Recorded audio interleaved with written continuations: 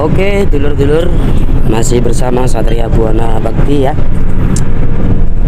Tadi kita telah berziarah ke makam Maulana Yusuf, yang mana beliau adalah putra dari Sultan Hasanuddin Banten. Dan Sultan Hasanuddin Banten adalah putra dari Sunan Gunung Jati. Jadi Maulana Yusuf adalah cucu dari Sunan Gunung Jati Cirebon. Baik, kita akan melanjutkan perjalanan ke arah Cirebon, tentunya ke makam Wali Songo atau salah satu Wali Songo, yaitu Sunan Gunung Jati, yang mana kakek dari Maulana Yusuf yang makamnya ada di Banten, karena beliau kesultanan atau sultan kedua setelah ayahandanya, yaitu Sultan Hasanuddin. Baik, kita akan menuju ke Cirebon untuk soan ataupun berziarah, bertabaruk kepada kakek dari Maulana Yusuf, yaitu Sunan Gunung Jati. Ini sahabat-sahabat sedulur semua, bisa dilihat ya, kanan kirinya tol semua. Ini kita melewati ibu kota DKI Jakarta ya, yang mana adalah ibu kota dari negara kita, yaitu Indonesia yang kita cintai tentunya ya. Oke, tidak memperpanjang mukadimah atau kata-kata, kita langsung saja menuju ke Cirebon ya dulur-dulur ya. Terus saksikan channel Satria Buana Bakti, dan jangan lupa bagi dulur-dulur yang belum sempat atau belum mengklik subscribe, di subscribe saja, karena subscribe itu gratis. Dan boleh berkomentar di bawah ini, dan jangan lupa like dan share ya dulur-dulur ya. Oke, baik dulur-dulur, alhamdulillah kita sudah sampai di Cirebon, tepatnya di makam Sunan Gunung Jati, yang mana dikenal oleh masyarakat setempat atau masyarakat Jawa sebagai salah satu wali songo yang terkenal dengan cara berdakwahnya melalui jalur politik. Beliau lahir pada tahun 1448 dari pasangan Syarif Abdullah Datuddin bin Ali Nurul Alam dengan Nyai Roro Santang, yang merupakan putri dari Sri Baduka Maharaja Prabu Siliwangi. Jadi termasuk masih keturunan atau silsilahnya nyambung ke Prabu Siliwangi ya sedulur semua. Sunan Gunung Jati memiliki keahlian dalam berpolitik sedulur, yang beliau manfaatkan dalam penyebaran dakwah kepada masyarakat di Pulau Jawa, khususnya Jawa Tengah dan Jawa Barat. Sunan Gunung Jati memiliki nama asli Sultan Syarif Hidayatullah Al-Azmadhan, yang lebih dikenal dengan Syarif Hidayatullah. Selama masa berdakwahnya, Sunan Gunung Jati tetap dipanggil dengan nama Syarif Hidayatullah atau Sultan Cirebon, karena beliau menjabat sebagai Sultan kedua di Cirebon pada masa itu.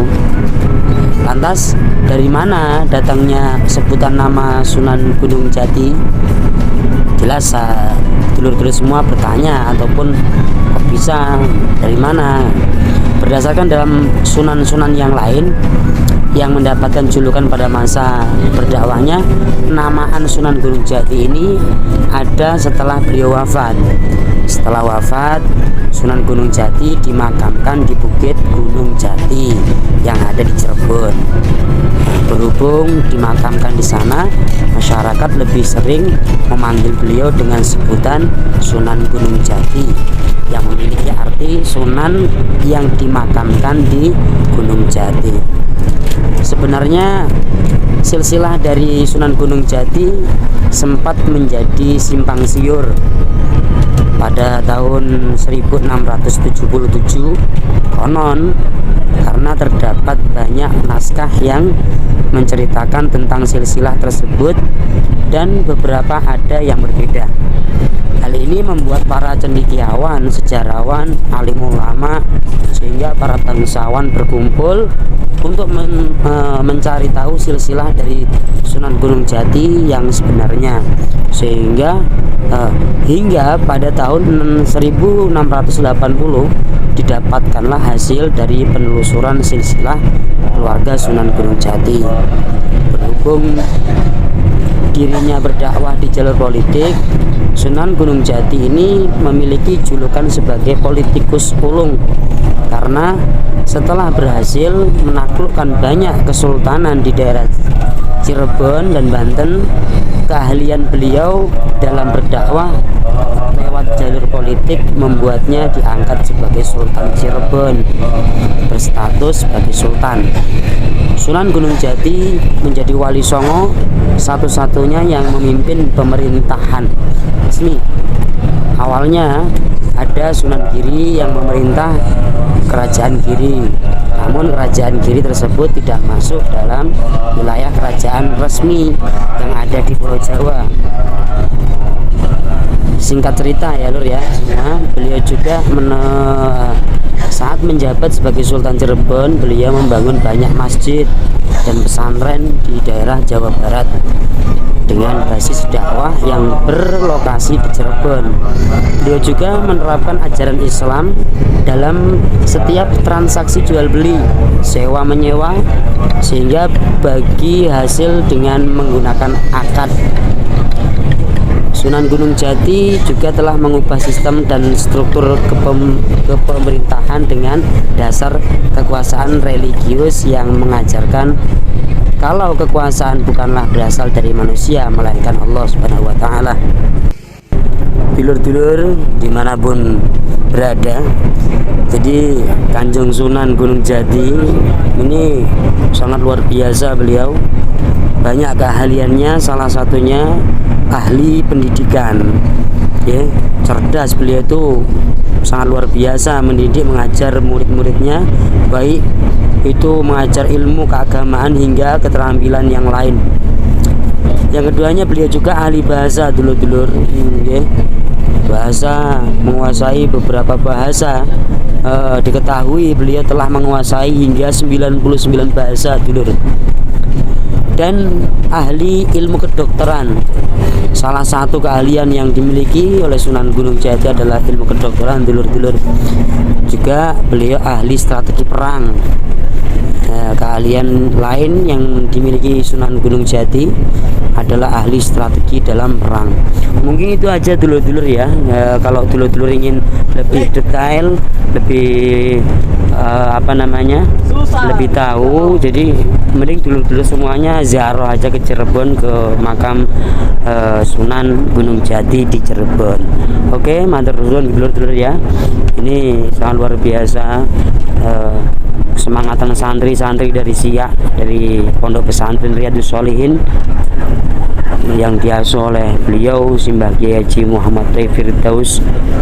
Hikmah sekali, istighosah, membaca tahlil dan yang lain dengan sangat luar biasa dan sangat semangat.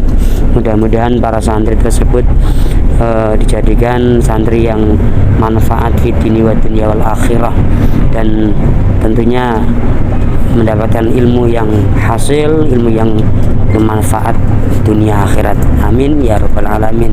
Baik dulur-dulur, nanti setelah ini kita akan menuju ke Pekalongan, tempatnya di pemakaman keluarga Al-Habib atau Maulana Habib Lutfi bin Yahya Pekalongan. Oke dulur-dulur ya, kita sambung nanti ketika kita sudah sampai di Kabupaten Pekalongan. Oke, OTW.